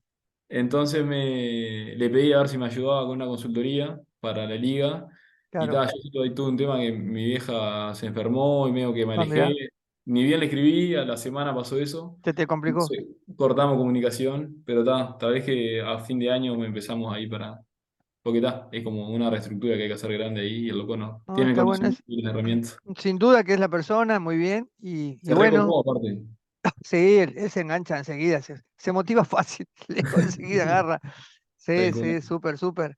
Este, mirá, justo estamos con otro tema ahí que es un proyecto de apps para deportes, que hay una gente en España que generó algo así, como un ¿No? concurso y un curso de apps. Te digo por el tema que vos, si te interesa, te puedo conectar con gente que está promoviendo Sí, eso acá. estoy en eso. Bueno, te Así escuchame, que Esteban, decime. mandame, haceme acordar por el WhatsApp, mandame, que te voy a Dale. poner en contacto con un amigo que se llama Figueroa, Pepe Figueroa, que está en España y que está promoviendo todo un proceso, digamos, de coaching y concurso y cuestiones sobre apps vinculadas al deporte. Dale. ¿De más? Te lo escribo Sí, ahí. sí, pásamelo Gracias. así yo te envío seguido el contacto y hablarle de parte mía. ¿Vale? Gracias. Bueno, bueno, volvimos, estamos volviendo, qué bien. Interesante ahí, volviendo de los grupos. Este, algunos ya. Bueno, entramos en los minutos finales, volviendo los participantes. Poco darles la palabra, a quien quiera decir algo, con mucho gusto. No hay mucho el tiempo, pero siempre es la posibilidad de, con todo gusto, de compartir alguna pequeña expresión corta, pero con todo gusto. Al que quiera contar un poquito, o si quedó algo que le quedó como muy enganchado del grupo, damos el micrófono. Adelante, Miguel Gómez Oro. comenzó. Sí. Me estaban preguntando por las presentaciones. ¿Vos la vas a subir? ¿Cómo hacemos? Sí, vamos a hacerles llegar, si me la pasás, como quedó, le vamos a mandar las presentaciones, pero le habían pedido la de hoy, la de los otros días también, a todos los participantes. Así que eso les llegan las del encuentro pasado y estas se las enviamos, los PowerPoint a todos para que las puedan manejar. ¿Está bien? Sí. Así que le pido a Diego que me la mande a decir Cheche y se las enviamos de parte nuestra a todos que les queden como referencia. Ahí va. Cuando Gracias. sa- Comentario muy elogioso para la presentación de ustedes. Están pidiendo autógrafos, está muy bien, se pasaron los dos profesores, estuvieron muy bien. Bueno, No firmando la exageren, no exageren, no exageren. Bueno, ¿quién quiere decir algo si quieren? Si no nos vamos, cerramos, pero estamos ahí, cerrando el camión. ¿Alguna palabra? ¿Alguien quiere, se quedó con ganas de decir algo? Con todo gusto. Yo comentar ahí, Miguel, permiso, Sí. que nada, estuvimos hablando con Juana, si no me Mm, equivoco era el nombre, de lo importante de remarcar los datos, porque creo que eso evidencia pila a veces la brecha que hay y sobre todo en lo que el Cheche comentaba del tema de los años, marcan clarito un camino andado y un camino sin andar, que claramente marca una diferencia ahí. Y bueno, en esto de mostrar explícitamente, creo que los claro. números son durísimos y te marcan con claridad Sí, cómo ha claro, pasado. esa brecha de inequidad, si querés, ¿no? De derechos, ¿no? Claro. De esa brecha importante instalada desde hace mucho tiempo, que persiste de alguna manera. Bien, Esteban, gracias.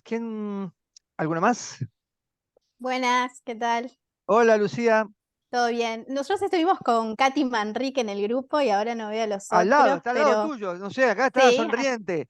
Sonriente Y saludando la Cintia, Katy. La Katy sí, sonriente ahí.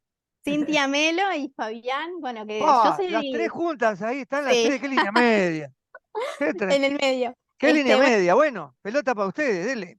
sí, bueno, estuvimos hablando, Cintia comentaba que ella es estudiante de medicina y Fabián, el otro compañero, estudiante de nutrición. Y bueno, yo soy de ISEF y hablábamos de que en las instituciones, no en todas hay formación como de género.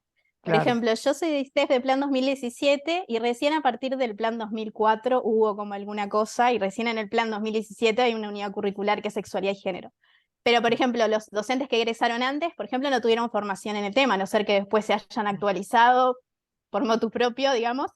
Y en medicina comentaba Cintia que no tienen formación, que es re importante porque vas a atender personas, y en ¿Qué te nutrición parece? tampoco. O sea, como que estaría bueno que se empiece a incorporar no solo lo que es las ciencias sociales y humanas, sino en los otros ámbitos también que se trabaje el género en la educación formal, que no Está hay. buenísimo. Está buenísimo. Y no, bueno, nada es casualidad, ¿no? Las cosas no son por casualidades que no ocurren, ¿no? En todo caso, hay Tal cual.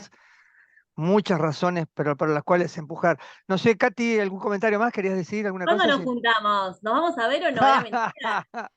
Da para seguirla. Bueno, lo que le dijimos la otra vez, nosotros vamos a reunir para evaluar esto y vamos a proponer una juntada presencial. Nos parece que merece tomar algo, conversar, vernos a nivel más presencial. Lo vamos a convocar con tiempo para que puedan agendarse y llegar hasta tarde, hacer una cosa media, que puedan ir llegando y quedarse o se van, pero pensar en algo muy flexible y muy de conversa, nada más que para parlotear un poco ahí. Y sentimos de que no sé, de la otra vez para esta también, como hay que muchos pendientes, ¿no? Y hay muchas puntas como para, por un lado y por otro, entrarle. Entonces nos parece que está buenísimo esta autoconvocatoria colectiva generada en algún lugar. Vamos a buscar algún lugar que sea piola, grande, que podamos vernos tranquilos y vernos. Y bueno, si les parece bien, andaríamos por ahí como antes de cerrar el año, e inclusive tirar cosas de ahí para el año que viene, que puedan surgir de ahí, quién sabe, disparadores. Tenemos también varias plataformas de organizaciones que pueden ser soporte para desarrollar, para lanzar. Podemos sumar a otras que quieran hacer parte de esto. Así que esto es bien abierto, pero si les parece, se podría hacer el próximo, ¿no? Katy, la convocatoria, una juntada presencial y ahí vemos qué pasa, si les parece bien. Genial, hay que verse, hay mucho por hacer. Es bueno y Sí, malo. tal cual, Es tal bueno y cual. malo, pero está. Sí, Lo bueno es que hay ganas. sí, perfecto. Katy, ¿vos qué estás en qué andas ahora vos? Porque estaba contándonos un poco, te pintó brevemente lo Yo tuyo. trabajo honorariamente en la Comisión Social de Peñarol. Te Soy vemos gestora atrás, lo cultural. que atrás empieza a ver cosas de colores amarillos y No, negros. es negra. Sí, tengo una ropa de marca que se llama Kenonina. Estoy haciendo publicidad Bien gratis. ahí, ¿viste? Es una oportunidad, Eh, vamos arriba. Toda indumentaria en amarillo y negro. Es como que no ni no, pero que no ninas. Y nada, empecé con indumentaria femenina porque entiendo lo que también pasa como una mujer Sí, hincha en el fútbol, cómo hay que vestirse, que hay que vestirse siempre de hombre, siempre con ropa qué bueno, holgada. está Y buenísimo. bueno, esto es una ropa más entallada, más otra cosa. Ahora hacemos también para hombres porque nos pidieron y bueno, hay que hacer para todos. Y nada, o sea, tengo Kenoninas, trabajo en la comisión social, estoy en un grupo que se llama Dame Pelota también, que lo pueden seguir por Instagram, que lo que hablamos es de esto, somos mujeres que habitamos el mundo del fútbol, que es un mundo súper masculinizado, mujeres de Racing, Defensor, Danubio y Peñarol, que nos unimos para hacer esto. La Intendencia nos dio un dinero, hicimos un evento en el Teatro Solís, que estuvo muy interesante, llamamos mujeres que habitan el mundo del fútbol, para que nos contaran un poco cómo lo viven, y bueno, debatimos mucho, la idea es en noviembre hacer otro encuentro más, y nada, hay mucho para hablar, que eso es lo importante. Siempre la mujer se la pone como en el rol del fútbol femenino, de vender rifas, de meterse como en lo social, pero las mujeres en realidad queremos estar en otros lados, queremos tener toma de decisión, queremos empezar a hacer como nuestro camino dentro de estas instituciones deportivas que habitamos. Así que mucho Buenísimo. No, buenísimo, pero además de lo personal, lo colectivo, como ustedes vieron, este es un colectivo que se fue armando y está abierto. O sea, si ustedes como colectivo les interesa no solo estar en la movida, sino ser parte en la próxima, y otros que quieran, genial. súper recontra bienvenidas como para organizar juntos esta próxima, ¿no? O sea que la verdad, así nacimos y así queremos seguir. Así que me parece re lindo lo que están generando, el enfoque que tienen, una súper creativo. Invitadas, ¿eh? La próxima va a ser una virtual que vamos a hacer para, después que hablemos, para planificar. Así que ya, si les quieren, Que está bueno siéntanse. esto de conocernos entre nosotros y somos otras caras también. A mí lo que pasa, yo a veces estoy como muy metida en todo esto y ahora Claro, estoy como muchas caras joven, mucha otra cosa y hay como otro sí, aire que sí. también es necesario.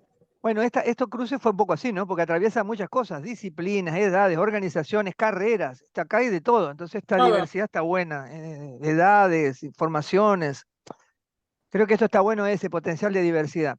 Bueno, entonces están invitados todos y todas los que quieran la próxima, pero más a sumarse, mándenos simplemente decir quiero ser parte de la movida, de organizar, y en la próxima los vamos sumando, así que no duden, díganos si quieren ser, vamos arriba.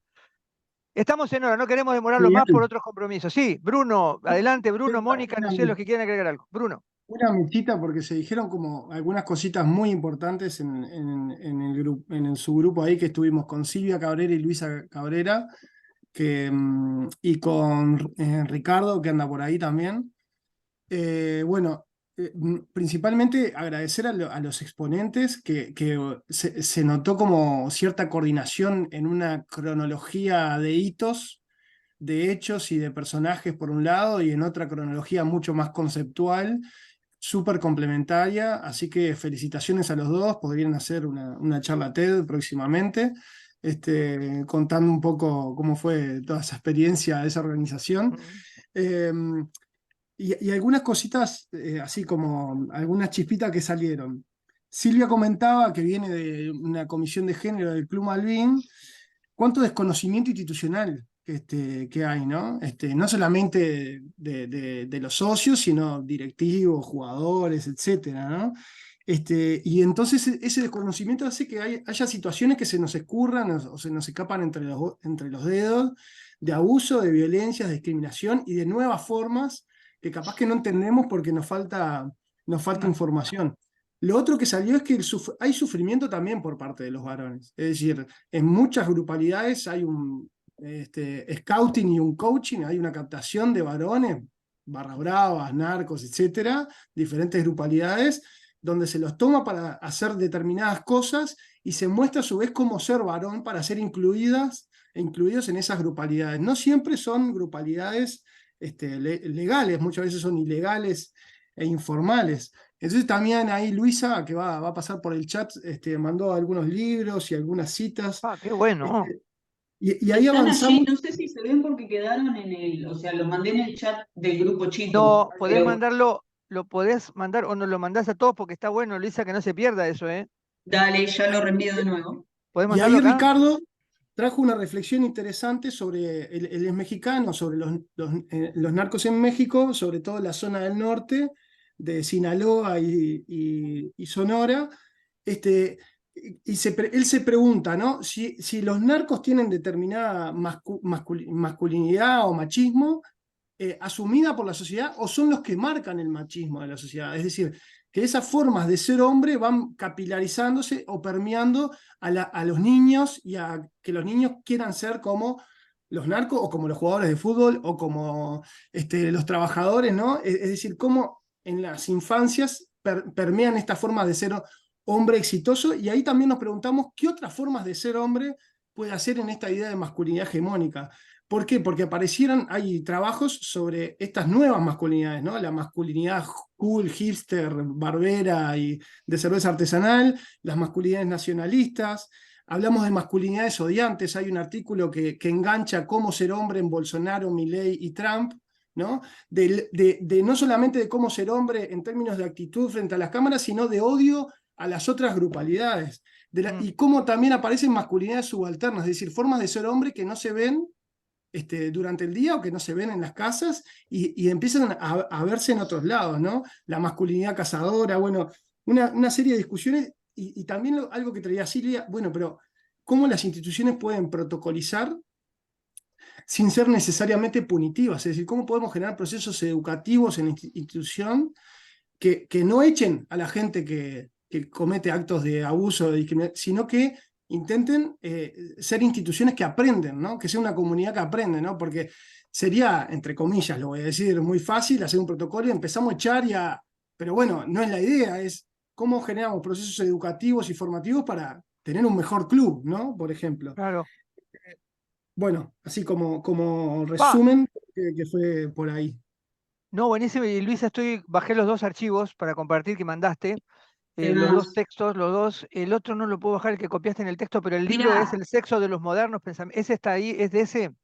exactamente, el que dice entrevista es una entrevista del autor de ese libro del sexo de los modernos que no está en PDF, es del año pasado, está recién salió del horno y es toda una revisión súper científica e intensa acerca del concepto de género, pero no está en PDF. Encontré una entrevista de él Sí. con otro autor sobre el tema, y el otro, El fin de la masculinidad, de Luciano Lutero, sí está el libro completo ahí, Está buenísimo, ¿eh? que es de más fácil lectura y es súper, súper, súper ameno el autor. Está buenísimo porque lo que está diciendo hoy también, Bruno, es que a muchos nos falta. No es que no tenemos encuadre, no tenemos lenguaje, no tenemos comprensión. Entonces se nos escapan la posibilidad de analizar. Por lo tanto, estas producciones que circulan en algunos lugares no llegan a otros. Por lo tanto, socializar textos, pensamientos, entrevistas es democratizar también estos saberes que ayuden a pensar y a pararnos de otro lugar. Así que gracias. Bien, Bruno, excelente el aporte y gracias, Luisa, y los compañeros del equipo que ahí salió cosa rindísima, ¿no? Les comparto ahí un link de la revista Astrolabio, que salió esta edición hace poco, me tocó evaluar un artículo. Hay un artículo uruguayo que se llama Erotismos en disputas, un diálogo entre eróticas heterosexuales, Sí. poliamorosas, neopentecostales en Uruguay. Bueno, hay otros de Argentina y otros países, pero bueno, son todos, el número tenía que ver con posfeminismo neoliberal y activismo feministas en la coyuntura capitalista pandémica actual. Así que, bueno, Se un habrá, poco vos, habrá para leer. se habrá para leer y compartir. Bueno, ya lo estoy bajando también para tenerlo y poner enlazarlo. Pero bueno, de alguna manera cerrar con esto. No sé, Mónica, en breve, que estás, algún comentario como buena psicóloga, ¿tenés algo para cerrar con alguna devolución? Dale micrófono, Moni.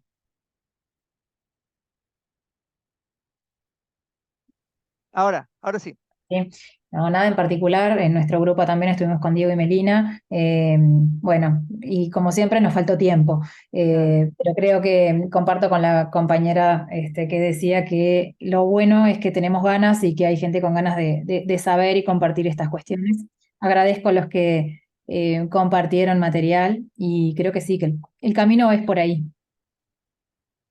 Bueno, nos vamos a ver pronto, entonces. Quedamos, los que quieran, nos juntamos en la juntada para preparar, para organizar, y los que no, directamente en la movida presencial.